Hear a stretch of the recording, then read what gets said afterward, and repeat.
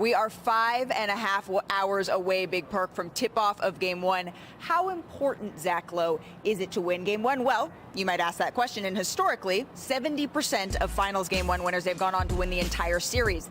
However, the last two Game 1 winners, the 2021 Suns, the 2022 Celtics, they did that and did not quite finish off the deal. So we're going to save our series picks for a little bit later in the show. But I do want to talk about Game 1 right now because Miami, they've taken Game 1 on the road in every single series this postseason. So I'm going to start in LA with Perk. Give me your biggest key and then also who's going to win this Game 1, my friend. Well, my biggest key is the exposure, the coaching matchup between him and Mike Malone. But when you talk about when a person or a team show you who they are, you better believe them. The Milwaukee Bucks, the best player in the league, and Giannis Antetokounmpo, the best record in the league. What happened in Game 1 in that series? A smackdown.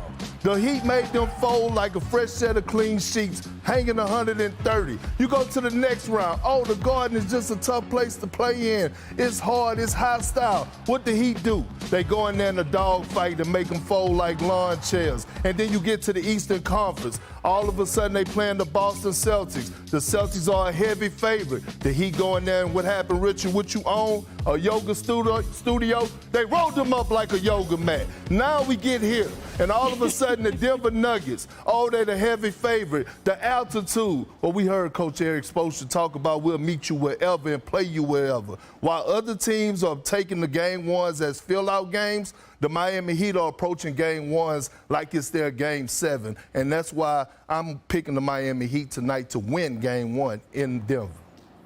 Okay. All right, so Miami, Big Perk is picking, is going to continue their Game 1 dominance. Zach, you have a piece up on ESPN.com right now that sort of breaks down this entire series. What is your key to Denver's side, and who do you have winning this? First of all, how many items is Perk folding every day? Does he have a whole list of things that he folds? To me, I keep coming back to Jokic, and what is the Heat's plan for Jokic? And when they post him up, do they have any plan that's not double team and open up the shooting? Because he's just been too big and strong for Bam Adebayo in the post, just overpowering. He's just bigger and stronger, and you can't let him get to this. Is just money in the bank for him with his pivots and his fakes and his hooks. And they're not as well equipped as the Lakers were to put somebody else on Jokic like Rui Hachimura was and had Anthony Davis on Aaron Gordon. They don't really have the personnel to do that. So I just keep coming back to the simple thing of who and how do they guard Jokic. Eric Spoelstra is a million times smarter than I am. He's going to come up with something. I just don't know what it is because I haven't been able to figure it out. So I'm going Nuggets and the Heat's Game 1 winning streak in Denver, but nobody folds any clothes or yoga mats or anything like that. No yoga mats, nothing that we're folding. Okay, but what is Miami going to need to do in order to make this an interesting game?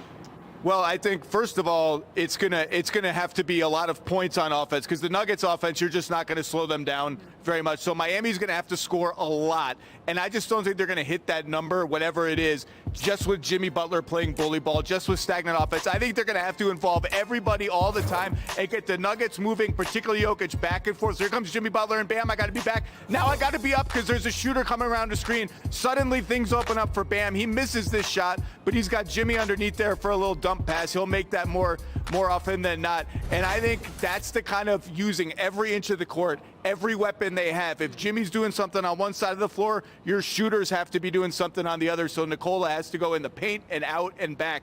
That's hard for him, and that's the only way they're going to get enough points to win this series. Richard Jefferson, are we folding any blankets? Who do you got in this game tonight? What's your key to this? This one is tough because I think the long layoff, and look, the Miami Heat have come through a lot, right? Obviously, their entire run that they've been on this entire postseason, but I think Denver's going to win this game, and this one's going to be a tough one. I think this one's going to be a very close. Think about Game 1 of the Western Conference Finals. I think they win a tight one because I think they're a little rusty. I've had a 9-day layoff before the NBA Finals, and look, that first game, all of a sudden things start moving fast. You have a team coming off of Game 7 that's been in very intense situations for 2 months.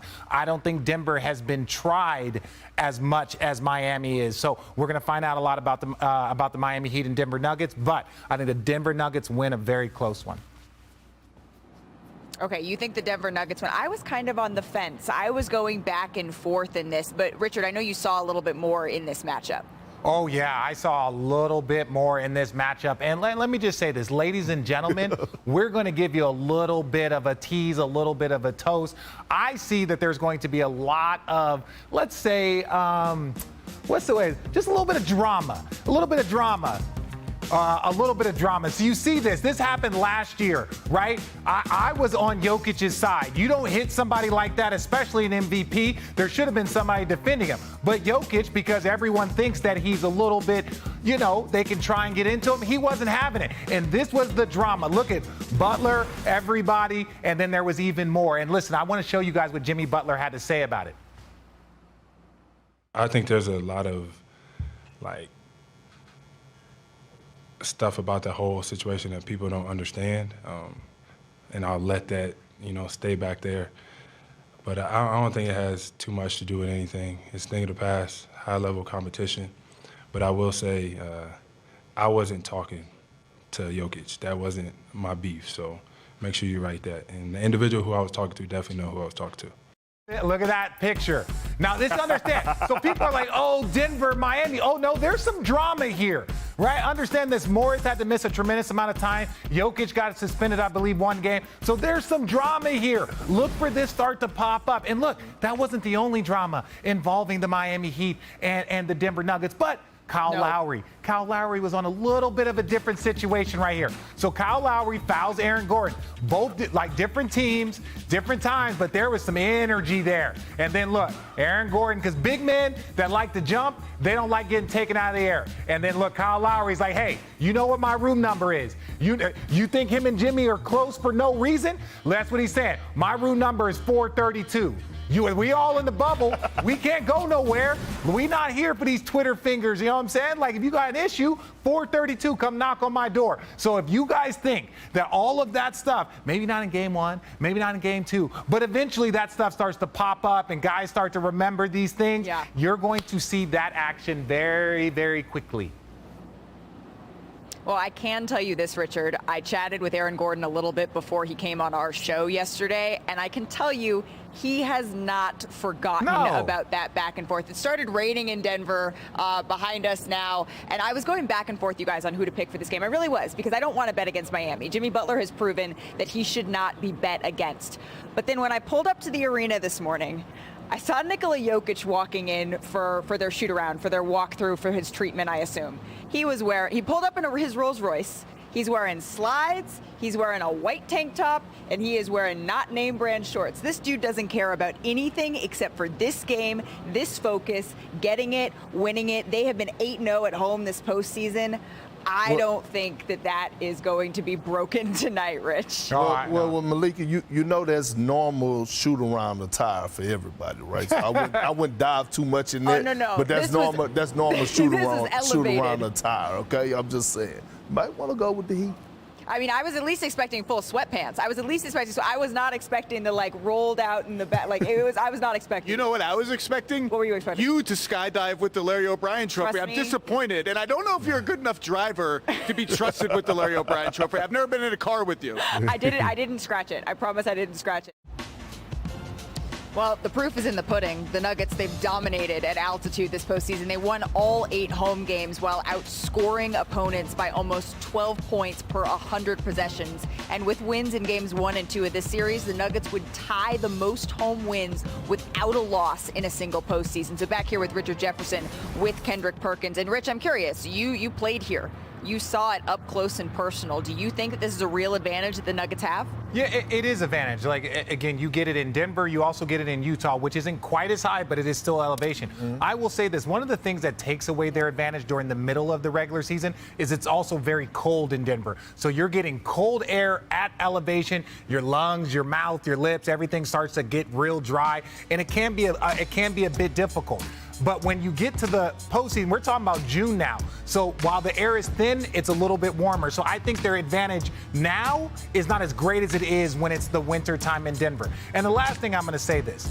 The altitude is an issue, but the Denver Nuggets have never been to the finals before. And I say that to say that if it was this supreme advantage, I think they would have had more postseason. So I'm going to give credit to the team. The team is the real advantage, and the Denver Nugget Air, that is kind of their sixth man. That is something that they depend on over the course of a season and then over the course of a postseason. But the best athletes in the world are playing. They're going to get acclimated. They're going to be quick, but it's just a small percentage that you're always looking for. I mean, and it is a real thing. I know a lot of teams that I was on, we used to try to get there like 2 days early, you know, and try to get a scrimmage. You knew that if you wasn't like you was going to practice, you were going to get up and down. And you try everything in your power. Guys like Ray Allen used to go and hit the treadmill, run him about 5 miles. He tried to invite me down. I turned down the invite politely. I should have went on with it. But again, you try to get out, 25 minutes on the clock. Usually you come out, about 19, 18 pregame, and you like, go hard, go hard, go hard. But again, this Miami Heat team is so mentally tough that the altitude is not going to play a factor when it comes down to those individuals in that locker room. And Eric Spoelstra, again, his interviews and what he's been saying since he's got to the finals were all postseason. Been giving me these vibes and these chills. It's going to be hard. Not even the atmosphere, the altitude, whatever it's going to be that's going to stop this Miami Heat team. Thank you for watching ESPN on YouTube. For live streaming sports and premium content, subscribe to ESPN+.